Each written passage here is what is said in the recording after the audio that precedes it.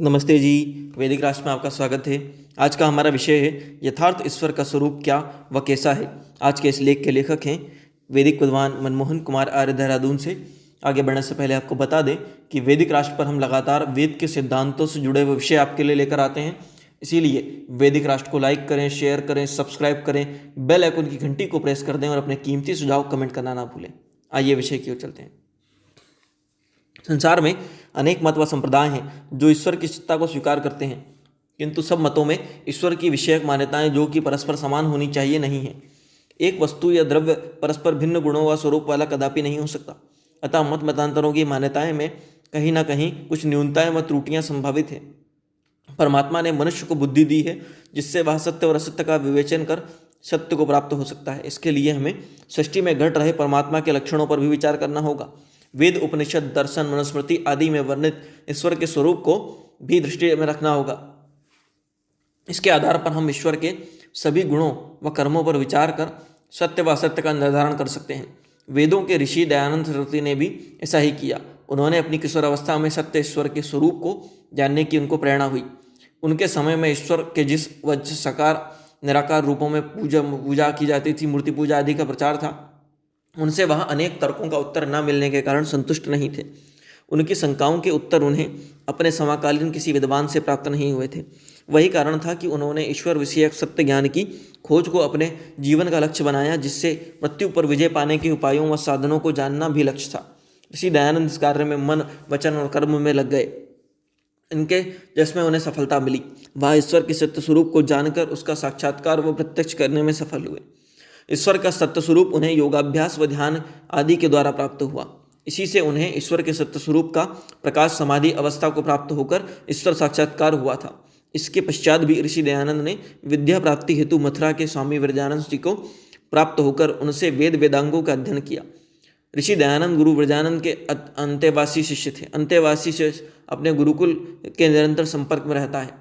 इसका लाभ होता है कि जब शिष्य को अपने गुरु जिससे कुछ पूछना होता है तो वह उसे पूछ लेता है, तथा जब गुरु जी को बताना आवश्यक लगता है तो वह उसे बिना पूछे ही शिष्य को बता देता है। इससे दोनों को ही लाभ होता है।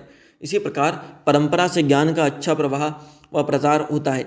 शिष्य विद्याकाल में अपने गुरु के संपर्क में जितना अधिक रहेंगे, गुरु के स्वभाव व व्यक्तित्व का भय जितना कम होगा या नहीं होगा, उतना ही शिष्य अपने गुरु से विद्या के रहस्यों को प्राप्त हो सकते हैं। हम समझते हैं कि अपने देश समय में देश व विदेश के वेदों के विद्वानों में शीर्ष गुरु स्वामी व्रजानंद सरस्वती जी से ऋषि दयानंद को वेद व वेदांगों की शिक्षा मिली थी और उन्होंने विद्या के क्षेत्र में वह सब कुछ प्राप्त किया था जो उनके गुरु को ज्ञात था। गुरु से शिक्षा व ज्ञान प्राप्त करने के साथ ऋषि दयानंद ने गुरु जी को प्राप्त होने से पूर्व अपने पश्चात अनेक देश के धार्मिक स्थानों का भ्रमण भी किया था। इस भ्रमण व खोज यात्रा के संपर्क में आए सभी विद्वानों से ज्ञान प्राप्ति के साथ उपलब्ध हुए ग्रंथों का अध्ययन, उनका परीक्षण भी किया था। ऐसा करके वह विशद ज्ञान को प्राप्त करने में सफल हुए थे। वेदों को प्राप्त कर उन्होंने उनका अध्ययन सत्यासत्य की परीक्षा भी की थी। वह सिद्ध योगी थे जो ईश्वर का साक्षात्कार कर उससे आनंद का लाभ प्राप्त करने सहित विद्या विषयक प्रायः सभी रहस्यों को भी जान सकता है। इस दृष्टि सहित अपनी गवेषणायुक्त शुद्ध और पवित्र बुद्धि का लाभ भी उन्होंने वैदिक मान्यताओं व सिद्धांतों को समझाने में दिया। ऐसा कर उन्होंने वेदों का प्रचार, सत्य सिद्धार्थ प्रकाश, ऋग्वेद भाष्य भूमिका, संस्कार विधि, आर्याभिविनय, पंचमहायज्ञ विधि आदि ग्रंथों की रचना की। इन ग्रंथों में ईश्वर व आत्मा, सृष्टि, मनुष्य के कर्तव्यों का, धर्म अधर्म तथा मोक्ष प्राप्ति के सभी साधनों उपायों का ज्ञान भी ऋषि दयानंद ने प्रस्तुत किया। उनका अपने ग्रंथों व व्याख्यानों में कहा गया ज्ञान वेदानुकूल आप्त ऋषियों के शास्त्रीय वाक्यों से प्रमाणित है। अतः ऋषि दयानंद के ग्रंथों का अध्ययन कर हम ईश्वर व जीवात्मा के सत्य स्वरूप सहित प्रकृति व सृष्टि विषय ज्ञान व उनके सदुपयोग से ईश्वर प्राप्ति आदि विषयों को भी जान व समझ सकते हैं। इसके लिए प्रचुर सामग्री ऋषि दयानंद के ग्रंथों व उनके जीवन चरित्र से प्राप्त होती है। हम इस लेख में ऋषि दयानंद द्वारा ईश्वर के स्वरूप को लेकर जो कहा गया है उसे संक्षिप्त व संकेत रूप में प्रस्तुत कर रहे हैं। ऋषि दयानंद ने आर्य समाज के प्रथम व दूसरे नियम में ईश्वर के विषय में बताया है कि प्रथम नियम में उन्होंने कहा है कि सब सत्य विद्या जो पदार्थ विद्या से जाने जाते हैं उनका आदि मूल परमेश्वर है। इस नियम में ऋषि दयानंद सब विद्याओं तथा सृष्टि के अनादि निमित्त कारण को परमात्मा बता रहे हैं। इस आधार पर हम कह सकते हैं कि ईश्वर ही सब ज्ञान विज्ञान का अनादि स्रोत है। समस्त चराचर जगत उसी निमित्त कारण परमात्मा से बना है। ऋषि दयानंद ने ईश्वर और आत्मा से पृथक प्रकृति के अस्तित्व को भी स्वीकार किया है। ईश्वर व आत्मा चेतन सत्ताएं हैं। वह प्रकृति सत्व रजस तमस गुणों वाली त्रिगुणात्मक सत्ता है जो अनादि व नित्य होने से सहित जड़ सत्ता है। इस प्रकृति में विकार कर महतत्व अहंकार पंच तन्मात्राएं तथा पंच महाभूत आदि के द्वारा ही परमात्मा द्वारा इस जगत का निर्माण उत्पत्ति करते हैं। कहा भी गया है कि ईश्वर में ज्ञान बल की पराकाष्ठा है, इसी के इस सृष्टि का निर्माण व संचालन होना संभव हुआ है। आर्य समाज का दूसरा नियम है ईश्वर के सत्य स्वरूप तथा उसके गुण कर्म स्वभाव पर प्रकाश डालना है। नियम है कि ईश्वर सच्चिदानंद स्वरूप निराकार सर्वशक्तिमान न्यायकारी दयालु अजन्मा अनंत निर्विकार अनादि अनुपम सर्वधार सर्वेश्वर सर्वव्यापक सर्वंतर्यामी अजर अमर अभय नित्य पवित्र सृष्टिकर्ता है। उसी की उपासना करने योग्य है। यह नियम ईश्वर के सत्य व यथार्थ स्वरूप का चित्रण करता है। इस प्रकार ईश्वर को इससे पूर्व किसी ग्रंथ में किसी मत के आचार्य ने इस रूप में परिभाषित और पंक्तिबद्ध नहीं किया। हमारा सौभाग्य है कि हमें यह श्रेष्ठ नियम उत्तम विचार ईश्वर के विषय में ऋषि दयानंद से प्राप्त हुआ। इस नियम को समझ लेने से ईश्वर का सत्य स्वरूप समझ में आता है और सभी भ्रांतियां दूर हो जाती हैं। इससे ईश्वर की जड़ पूजा मूर्ति पूजा सहित ईश्वर को स्थान विशेष पर मानने वाली मान्यताओं का भी खंडन होता है। इस नियम को अपने जीवन में व्यवहार में लाकर साधना कर मनुष्य योग में सफलता प्राप्त कर ईश्वर का साक्षात्कार भी कर सकते हैं। वेद योग दर्शन सहित उपनिषद एवं अन्य सभी वेदानुकूल शास्त्रीय ग्रंथों में भी नियम पुष्ट होता है। अतः प्रत्येक मनुष्य को इस नियम को कंठ कर लेना चाहिए। इससे आगे ईश्वर के सभी विशेष गुणों का विचार कर ईश्वर को जानकर उनके निकटता प्राप्त करनी चाहिए। इस नियम को जानकर इसे प्रयोग में लाकर मनुष्य अपने जीवन को सफल कर सकते हैं। इस नियम को वेदों के ईश्वर विषयक मान्यताओं के सार भी कहा जा सकता है, जो हमें सहज ही सुलभ है।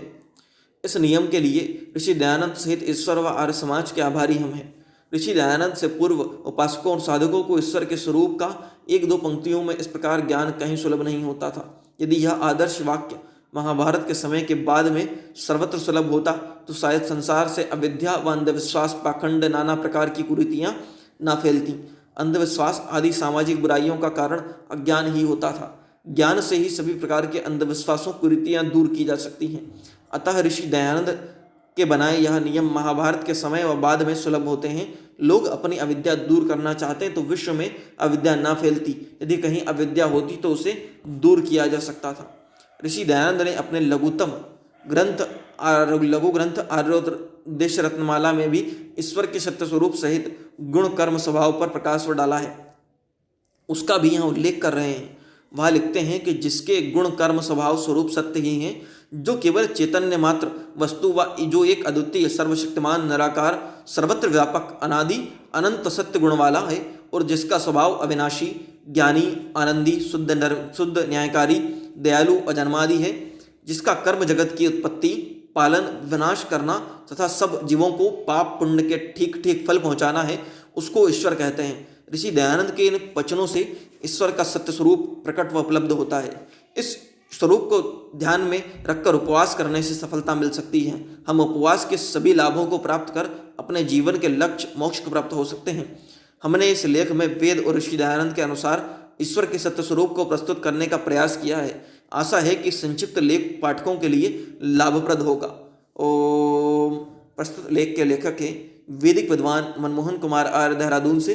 इस तरह के अन्य वैदिक लेखों के लिए, प्रेरणादायक कहानियों के लिए, महापुरुषों के जीवन परिचय के लिए, वैदिक भजनों के लिए, वेद मंत्र भजनों के लिए वैदिक राष्ट्र यूट्यूब चैनल को लाइक करें, शेयर करें अपने मित्रों के साथ, सब्सक्राइब करें, बेल आइकन की घंटी को प्रेस कर दें ताकि जब भी कोई नया वीडियो हम डालें उसकी अपडेट सबसे पहले आप तक पहुंचे। और अपने कीमती सुझाव कमेंट अवश्य करें। धन्यवाद।